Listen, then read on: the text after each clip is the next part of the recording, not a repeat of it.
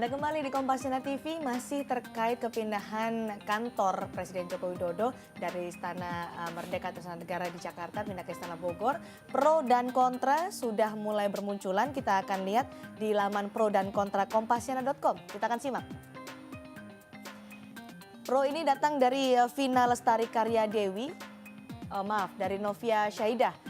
Jokowi presiden yang lemah, tidak sanggup melawan Megawati, makanya dia memilih menjauh pergi ke Istana Bogor. Itu menurut kata Novia Syahidah. Sementara yang kontra, Hendrik Rianto menyatakan Presiden Jokowi milih pindah ke Istana Bogor dikarenakan efektivitas dalam berbagai aspek kenegaraan. Misalnya Istana Bogor lebih tepat bila untuk pertemuan formal dan kapasitas yang memadai. Oh, ini yang pro kepada Presiden Joko Widodo untuk berpindah kantor ke Istana Bogor. Selanjutnya kita akan melihat Vina Lestari Karya Dewi. Jokowi harus tegas dan jangan mau terus bergerak di bawah perintah Megawati. Memang banyak yang merelasikan antara kepindahan Presiden Jokowi ke Istana Bogor dengan tekanan politik yang dihadapi oleh Presiden Jokowi ketika memutuskan untuk lebih banyak beraktivitas di Istana Bogor. Adakah kesan-kesan itu Anda tangkap ketika Presiden Jokowi berbicara dengan Anda, Pak Bima? Saya kira nggak ada ya. Lagi pula jangan lupa loh, Ibu Mega kan punya istana juga di Batu Tulis. Jadi bisa aja Ibu Mega juga pindah ke Batu Tulis gitu. Jadi kan. ketika kemarin banyak orang kemudian spekulasi, ini sepertinya berasumsi seperti itu, ketika bertemu dengan Anda tidak? Nggak ada ya, saya lebih menangkap kesan kuat itu, beliau lebih nyaman di Bogor. Dia bilang dia orang outdoor gitu ya, senang alam terbuka gitu. Kemudian banyak berdiskusi lah tentang taman kota, tata kota, pedestrian gitu. Jadi aspek itu, jadi bagi saya kenyamanan seorang presiden itu harus menjadi catatan yang penting bagi kita. Kenyamanan seorang presiden, bahkan Presiden Jokowi kemarin sudah nyaman sepertinya goes di Car Free Day Bogor. Itu tanda-tanda akan menetap lebih lama atau beraktivitas lebih lama di Bogor? Ya, lama atau tidaknya kan semua berpulang presiden dan protokoler yang mengatur. Tidak disampaikan ke Anda? Ya, tetapi ya kita harus siap semua gitu. Dan ya dari gestur beliau saya kira ada keinginan juga untuk membaur dengan warga, dengan masyarakat, ingin belusukan, ingin wisata kuliner, ingin silaturahmi dengan tokoh-tokoh Bogor begitu. Ya, seperti Bung Karno dulu kan ketika tinggal di situ juga ya bergaul dengan warga Bogor. Baik, kita masih membahas ini. Sekarang sudah ada salah satu narasumber lagi yang hadir di Kompasiana TV, adalah Pak Marco Kusuma Wijaya. Selamat malam. Pak Marco, ini peneliti tata kota. Kalau Anda melihat bagaimana Bogor dengan situasinya dan kondisinya sekarang, kemudian menjadi kantor presiden, sanggupkah Bogor menerima ini dengan kemacetan lalu lintasnya jika nanti ada tamu negara atau juga rombongan menteri?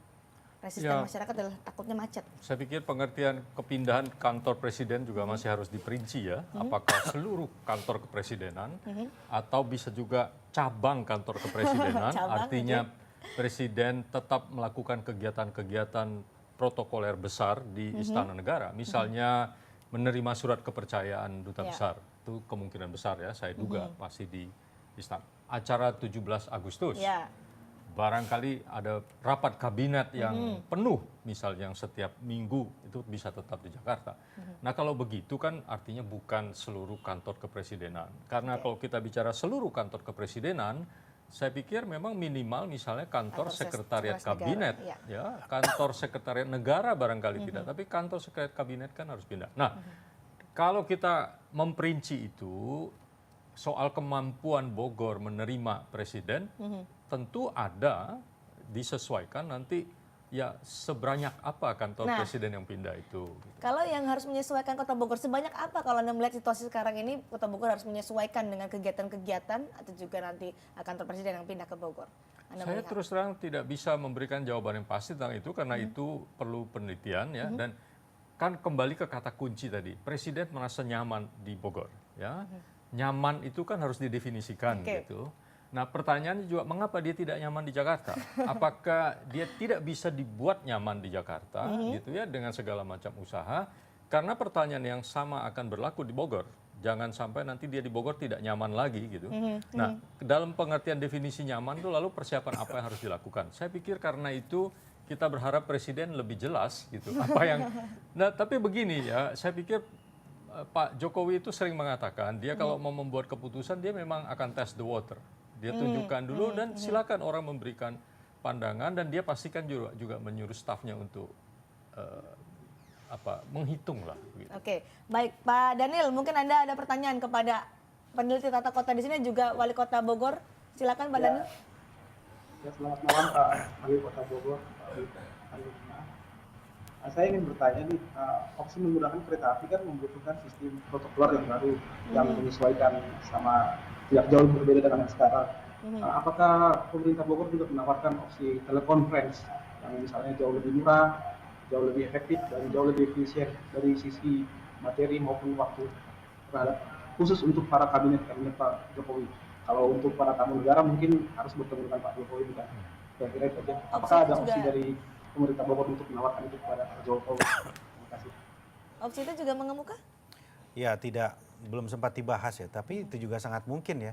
Nah itu kan nanti bukan saja ranah atau domain dari pemerintah kota, nanti kementerian terkait juga bisa menyiapkan itu ya, dari Kominfo, dari Kemendagri, saya kira bisa berkoordinasi dan saya kira tidak ada masalah ya, karena beberapa kali juga dilakukan hal yang serupa dari istana ya, dari di balai kota pun saya beberapa kali melakukan telekonferensi dengan kepala sekolah dan sebagainya gitu. Jadi tidak ada masalah, itu pun bisa dipilih opsi itu. Oke, dari sisi politik kalau kita bicara, sebenarnya untuk perpindahan kantor presiden ini kan bukan hal kecil yang harusnya menuntut persiapan. Apakah kemarin ketika presiden mungkin dalam bahasa Jawanya kulon nuwun ke Anda untuk akan berkantor lebih banyak di Istana Bogor, Anda melihat ini mendadak atau perlu persiapan-persiapan lebih rinci lagi? Ya, ini kan bukan kemudian satu kebijakan yang diputuskan secara permanen ya. Artinya bukan kemudian presiden pindah dan kita semua tidak, tapi ada peningkatan aktivitas. Okay. Ada peningkatan aktivitas dan itu sudah kita antisipasi. Ya, saya langsung berkoordinasi dengan menteri terkait mengecek kesiapan pemadam kebakaran. Ya, kita siapkan 1 unit khusus di dekat istana, menyiapkan kesiapan PDAM yang memastikan bahwa pasokan air itu bisa mulus sampai ke istana tidak ada masalah gitu. Kemudian yang ketiga juga dari PLN ya, dayanya cukup dan sebagainya. Jadi kita menyiapkan segala sesuatunya gitu. Karena bagaimanapun peningkatan aktivitas ini tentunya ada dampak-dampak kebutuhan yang meningkat gitu. Dan ini proses yang saya kira tidak bisa disebut mendadak karena setelah kita cek ternyata sistem ini sudah berjalan. Sebagai contoh misalnya PLN itu ya ada gardu listrik khusus yang khusus menyuplai ke istana misalnya. PDAM juga begitu. Jadi semuanya memang sudah didesain. Jadi Istana Bogor sebagai kantor kepresidenan itu juga sudah dibangun sistem yang bisa mengantisipasi kepindahan ini gitu. Kalaupun itu disebut kepindahan ya. Kemudian baik, nanti kita akan bahas karena di Bogor ini sebenarnya Anda tadi sempat menyatakan off the record, bukan off the record, saat jeda 65% memilih rival Joko Widodo dan JK ketika pemilihan presiden kemarin. Apakah ini ada dampaknya dengan kepindahan Presiden Joko Widodo berkantor di Istana Bogor? Kami akan bahas usai jeda.